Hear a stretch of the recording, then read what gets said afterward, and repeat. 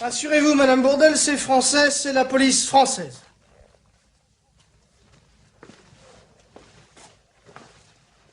Alors, Ausweis, papier, s'il vous plaît. La dernière descente de police chez les opposants au régime en dit long sur la dérive autoritaire du Roitelet. La Constitution de 1958, permettant en réalité au président d'exercer sa toute-puissance, n'avait pas prévu que parviendrait au pouvoir un homme dénué d'éthique, manquant de tout sens moral, souffrant d'une psychopathie sévère. Les dégâts sont considérables, voire irréversibles.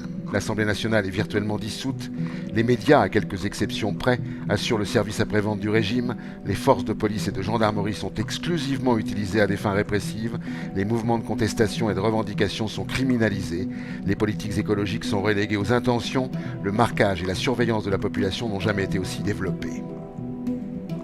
Notre démocratie s'effondre dans l'indifférence des citoyens dont l'attention est attirée par la médiocrité et la vulgarité des agitations des gens du pouvoir et des médias. Le pays est déchiqueté et confié par morceaux à la voracité du business.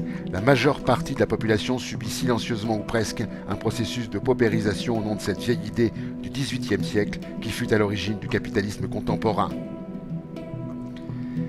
La pauvreté est donc l'ingrédient le plus nécessaire et indispensable de la société. C'est la source de la richesse, car sans pauvreté, il n'y aurait pas de travail. Et il ne pourrait donc y avoir de biens, de raffinement, de confort et de bénéfices pour les riches. Nous allons rejoindre sans y prendre garde les pays qui sont en passe de sortir du champ démocratique, États-Unis, Autriche, Italie, Brésil, Pologne et tous les autres. Il fallait que nos démocraties soient bien faibles et peu démocratiques pour qu'elles s'effondrent aussi facilement.